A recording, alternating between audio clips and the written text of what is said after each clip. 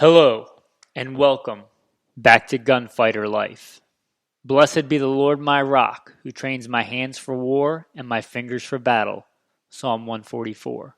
Welcome to, or back to, the podcast where we come at gunfighting from a Judeo-Christian ethical moral worldview, from a real-world, first-hand perspective. Before we get into the bio, if you'd like to skip it, you can skip to around 3.5 minutes in, and you should end up in a topic, or pretty close to it. Who I am? First and foremost, I am a Christian. I make no apologies for that. I grew up in the southeastern United States, what most would consider poor. Grew up hunting and fishing and shooting at a very early age. I joined the Marine Corps at 17. I did combat tours, plural, in Iraq. After that, I was an urban warfare instructor for the United States Marine Corps. After the Marine Corps time, I went to work for LAPD, where I worked regular assignments and more specialized assignments. I've also been a private contractor for the federal government. I've also served the United States Army, both full-time and part-time National Guard. I have been a state rifle and pistol champion in a few different states, a few different times over. I started shooting competitions even before I joined the Marine Corps at 17. I am very blessed to have all those talents, and I am very blessed that God got me through everything that He's gotten me through alive and in one piece and made it back safely when a lot of other good men did not. Not because of anything that I am, but because of who God has made me and because of how much God has protected me and sheltered me. I have served as the commander of a tactical team in a large metropolitan area where our primary job is to stock active shooters.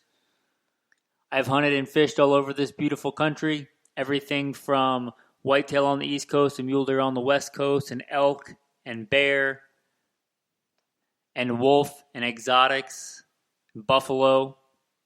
I've been a professional hunter and guide, professional firearms instructor, FBI certified, NRA certified, other three-letter government agency certified, professional firearms instructor for a lot of years. And as I mentioned first, the most alpha thing about me is I am a follower of Jesus Christ, the ultimate alpha male. With that being said, we'll get into today's topic. All right, guys. Today's topic, we're going to be talking about Glock 19 alternatives. And I got nothing against Glock. They are the standard, and the Glock 19 really doesn't need an introduction. It is kind of the standard for armed citizens for a good all-around sized handgun. I'm going to tell you right now that I don't own one, nor have I ever owned a Glock 19. I do own a Glock 17 and a Glock 26, which is a big reason why I don't own a Glock 19. As you heard my bio, I've won a lot of shooting competitions. I've been very blessed to win multiple Glock GSSF matches and win Glock pistols. Pretty awesome that Glock does that and gives out pistols to competitors when they win. Anyway, the reason I don't own a Glock 19, I'm a professional gunfighter. If I'm going to carry a full-size duty gun, not concealed, I'm going to carry a full-size duty gun. My general go-to combat fighting handgun is an STI 2011. And if I'm carrying concealed, my CCW rig generally is a Glock 26 or a Smith & Wesson J-frame. My favorite one is a 360 PD 357 Magnum because it weighs, 11 ounces and some change. It's super light, much, much lighter than a Glock 19. But that being said, a Glock 19, if it's not the most popular civilian concealed carry handgun or armed citizen handgun, it's way up there. And there's nothing wrong with it.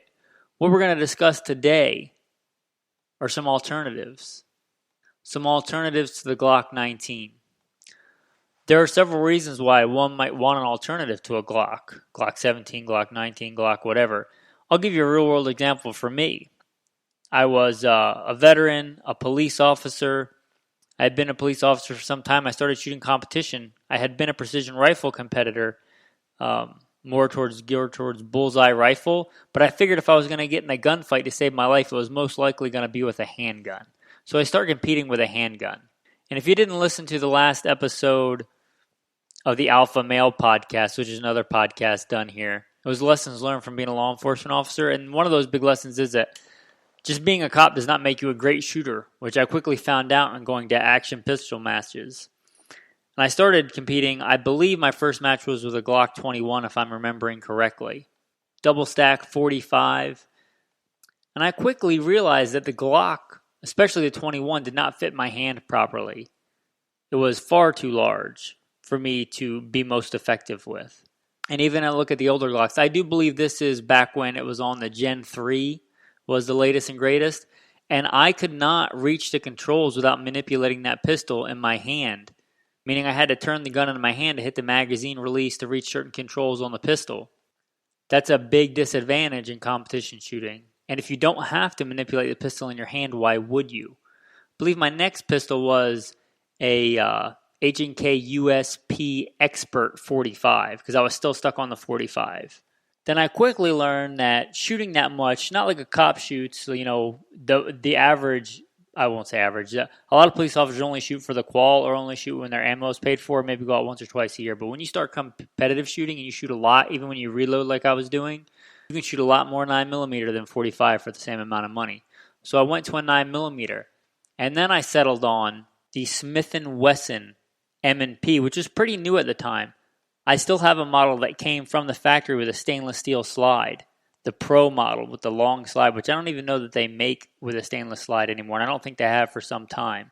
But it was very early in the Smith & Wesson M&P when it came out. And I found that with my hands, with the way that I shot, it was a far better choice, which leads me to the number one on my list of Glock alternatives, the Smith & Wesson M&P. People talk about the Glock reliability. In my experience, M&Ps have been every bit as reliable. I have put I don't know how many rounds to a Smith & Wesson M&P. If I have to reflect on the majority of my competition wins, they would be with a Smith & Wesson M&P. I shot production division. I also shot quite a bit of steel challenge. If you don't know what that is, don't worry about it. But the Smith & Wesson M&P, and they make the compact size one, which I would compare most like the Glock 19. If you want a full size one, they make it. If you want an extended slide one, they make it. If you want to go even more compact, obviously they make the Shield. But for Glock 19 alternatives, I would say the first one is the Smith & Wesson M&P. It comes with good steel sights right out of the box. They're not my favorite sights. I generally take a Sharpie and black out the rear sight. I like a black rear to contrast with the front sight if I'm shooting really fast. But they're decent serviceable sights right out of the box. I think the ergonomics are better, and let's be realistic, I just think it looks better, and most people I would say agree. If you sat them side by side, the M&P is just a better looking pistol. It also, long before Glock came out with it, I think was one of the reasons Glock may have came out with it, is it has the interchangeable back straps. So it fits a wider variety of hands, which is a great thing. It also has a grip that, to me, is more comparable to a 1911, which is just known for being inherently nice gun to shoot. So my number one choice would be the Smith & Wesson M&P for a Glock 19 alternative. And I touched on it briefly. Let's not forget about HK. The HK USP is a little dated design, but it is a great design. They also make a couple of other models you may want to look at. Don't think that everything has to be striker fired. They make, I believe it's the P30. They make a couple of different models of that, but the P30, they make one that's comparable in size to the Glock 19. Don't think that everything has to be striker fired. Those hammer fired guns, especially the ones like HK where they're great design, where you can either carry it DASA, double action, single action, or you can carry it cocked and locked with the hammer back and the safety on. That is a great thing. So those HK models, and they have their striker fire version also, which I haven't really run a lot of rounds through, but it also has those interchangeable back straps, and it is a good handgun. So that'd be my next one in the alternatives. Another one. I don't know why CZ doesn't get more love in this country, but CZ is a great handgun maker. Their CZ75s are great. And the one I'm going to mention as the Glock 19 alternative, they make their polymer frame, the P07 and the P09.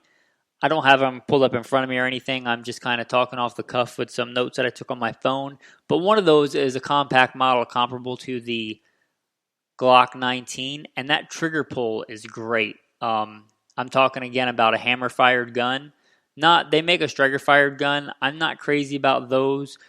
But one of the great things about their CZ is the way they're designed and the way that slide rides inside the frame.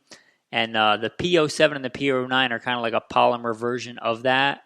And they're just a great handgun. They have a great trigger pull.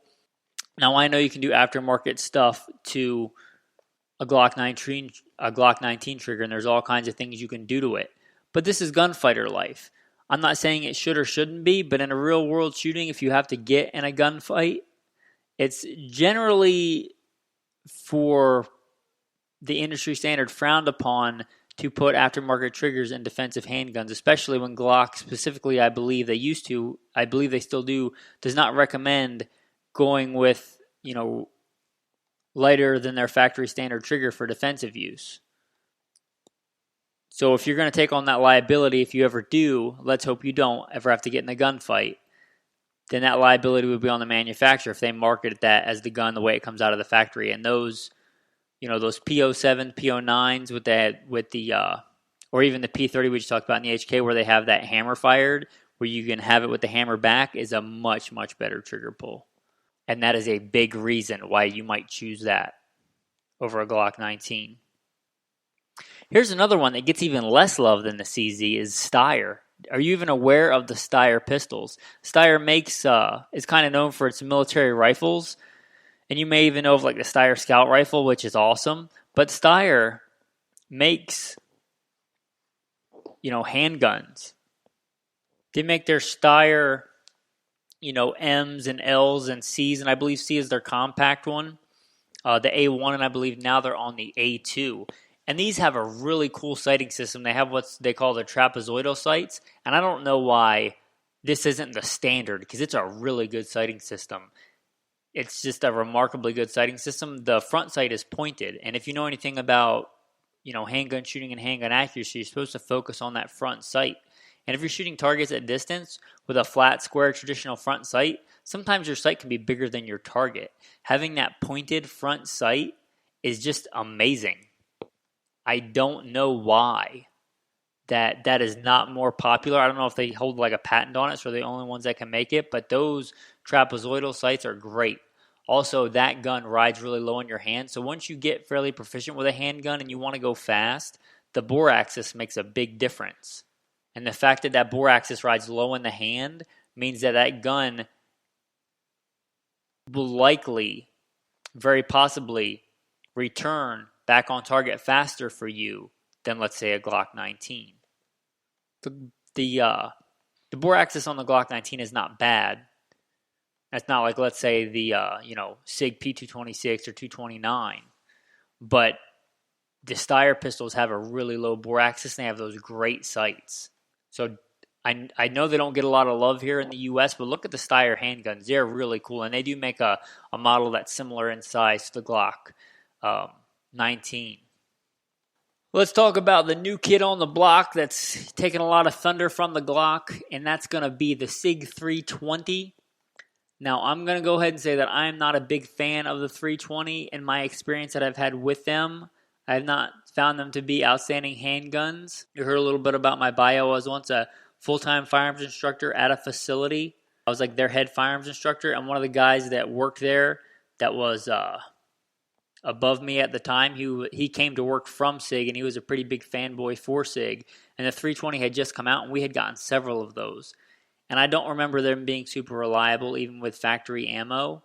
So maybe I had a bias towards them. The newer ones, I haven't heard of them being unreliable. Like I said, they're just not my personal favorite, but what you get over the Glock 19 is they are more modular.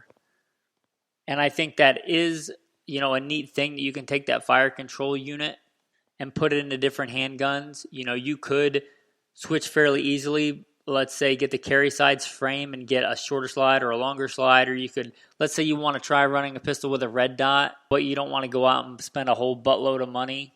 You could get a slide that's cut for a red dot for the 320 and just throw it on what you already have. Get yourself a good, Hollow Sun red dot optic and give it a shot and see if you like running a red dot. Maybe you find out you like it. Maybe you find out that the 320 has that going for it. Also, the grip modules, a big plus to them is they're not that expensive, even from SIG. A lot of SIG stuff is known for being pretty expensive, but their grip modulars, I want to say, were in the $40 to $50-something range when I checked on their website.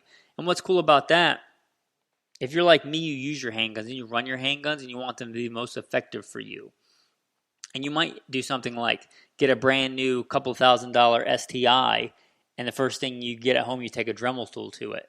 Well, if you do that with a 320 and you're new to taking a Dremel tool to guns, it might not make you cringe so much if you're taking a Dremel to a frame that costs, $50 or $60. And if you ruin it, then you can spend another $50 or $60. Or if you want to practice, your gun camo skills.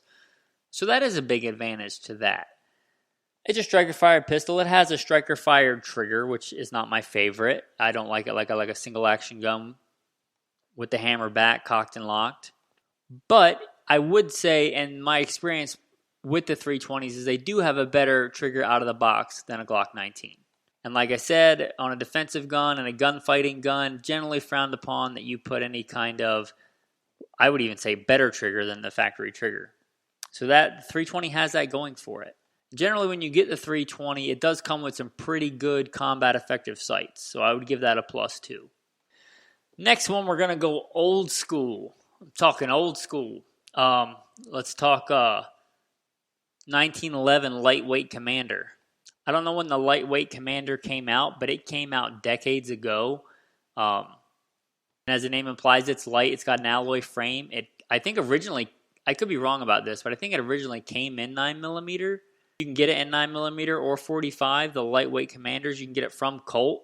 If you just want something that's not a plastic striker-fired polymer pistol, if you want something with some character, if you want something that is just solid, and if you're an accurate pistol shooter and you want a pistol that can shoot very accurately with a very good out-of-the-box trigger, I would say better than any of the ones we've talked about so far, that straight back, crisp break. I don't think I came up with this. I've been saying it a long time. I don't know who originally came up with it, but I've heard it said that the Glock trigger is like dragging a piano down a dirt road, and a good 1911 trigger is like a glass rod breaking in your fingers. Just a crisp, beautiful break. Yeah, do you have 15-1 plus capacity with the Lightweight Commander? No, you don't. But I'd rather be accurate with the first couple of rounds than have a not great trigger pull and a not great ergonomic gun that has 15 rounds. And that's just me. You may not want to make that choice. But in general, a gunfight is decided in the first couple of rounds. If you didn't take care of the problem with the first 7, 8, 10 rounds, I don't know that you're going to solve the problem with 15.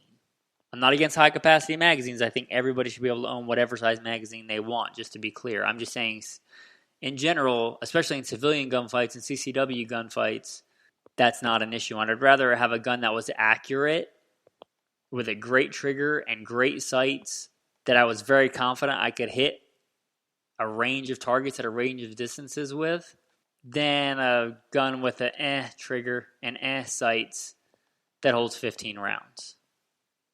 So don't overlook those 1911 Lightweight Commanders. If you don't know, the Commander size has a little bit shorter slide. And I don't know how comparable it is to the Glock 19. I would definitely say it generally carries slimmer. But I've never held the two side by side. Especially look at that if you are in a state where you can't have more than 10 rounds because they've taken that right away from you. So if that's the case, why not get a gun with a better trigger and where you're not even giving up capacity because you can't have it anyway. I will say one thing about the 1911s. They generally take a little bit more maintenance than a Glock. So if you're the kind of person that just wants a gun and you want to wear it and shoot it and wear it and shoot it, and who knows when you're going to clean it, maybe one of the polymer striker fires is more for you than a 1911. All right, guys, next we'll go high-end. The STI and Staccato. Now, I own a couple of STIs. They're great. Generally, they're known for their big, full-size competition pistols, and they've rebranded to Staccato. I haven't personally run a Staccato, but I know a very good gunfighter that is running one, and he likes it and says that it's every bit as good, if not, well, let's just say he says it's every bit as good as his STI. And if you don't know, these are kind of like the 1911 modernized. They're double stacks. You're not giving up capacity. They do make more compact models, and they just have great ergonomics. They have great shootability. They have great triggers out of the box. They have very nice recoil control, in my opinion. They just have a lot going for them. They are just an amazing pistol. They also have what would be considered a more modular frame, whereas the grip bolts to the bottom of the frame, so you can do something like Dremel the pistol or cut out the grip or get a more aggressive texture on it without ruining the entire pistol, which on an STI is important because STIs are a little bit of an investment. They're, anywhere from, $2 to $5 grand-ish in that price range. And you might have just gasped when you heard that. And you might say, I can get, 3 or 4 or 5 or 6 or 7 Glocks for that. I don't know, whatever it is in Glocks. Yeah, and you can. And I know that not everybody can swallow that. And I know that not everybody can afford to pay that. But if you get in a gunfight and your life depends on it, you're probably only going to have the one handgun on you. And is that going to be the thing you want to compromise on? Now, you shouldn't take food out of your kids' mouths to go out and buy an STI or a super high-end gun like that. But that's why I'm closing with it. It's not for everybody. But if you've ever shot one, or the STIs or the staccatos, like I said, all mine are full size, but they make the whatever they call the carry models. They made one not too long ago called the Costa Carry, and they make some shorter ones now. I would consider kind of like the Commander length. And if you want like the Porsche or the, Ferrari of fighting handguns, of defensive handguns, that's going to be your girl. All right, guys, with that, we'll wrap up this episode of Gunfighter Life. Whatever gun you choose to carry, I don't care if it is a Glock 19. Far more important that you get out with it, that you train with it, that you put rounds through it, that you think through your defensive ammunition choice, that you do some realistic training, that you first and foremost seek to master those fundamentals, that you practice your draw and get hits on target, fast, accurate hits on target repeatably. Accuracy, speed, and consistency. You remember what's more important than guns, and that's God. It doesn't matter if you win 100 gunfights and live to be 120. If you die and go to hell, however many gunfights you won doesn't really matter, does it? I'll read an excerpt from Psalm 18. It is God that girdeth me with strength and makes my way perfect. He makes my feet like a hind's feet. He sets me upon my high places. He teacheth my hands to war, so a bow of steel is broken in my arms. All right, guys, with that, thanks for listening to Gunfighter Life. Hope this episode found you well. Just want to say have a blessed day in case you sign off before we get into the housekeeping stuff at the end. All right, guys, if you like this podcast and you don't know about the other ones, you may also like Gunfighter Life, and you may also like Simple Man Sermons if you care about the important stuff, the relationship with God, which is more important than your relationship with guns. Anyway, you should be able to find all those podcasts on whatever distribution you're listening to this one on. If you want to know more, you can always go to goodshepherdtraining.com. It is the umbrella website, goodshepherdtraining.com. Just type it in, hit enter. It'll take you right to the website. That's the umbrella for all 3 podcasts and some other stuff that I'm very blessed to do by God's grace. If you want to reach out to me, you can reach out to me on there. If you want to support the podcast financially, because podcasts do cost money, you can go to Good Shepherd Training on Patreon and contribute there, and it would be a blessing. If you have it in your heart to give, give, and if you don't give and don't feel guilty. God provides for all my needs.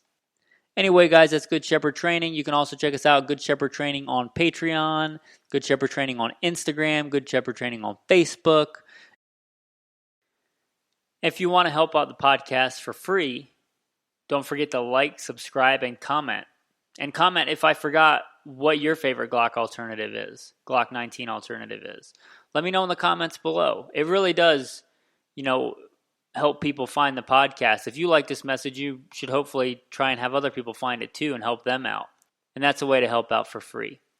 Anyway, with that, guys, we'll wrap up. Thanks, and have a blessed day.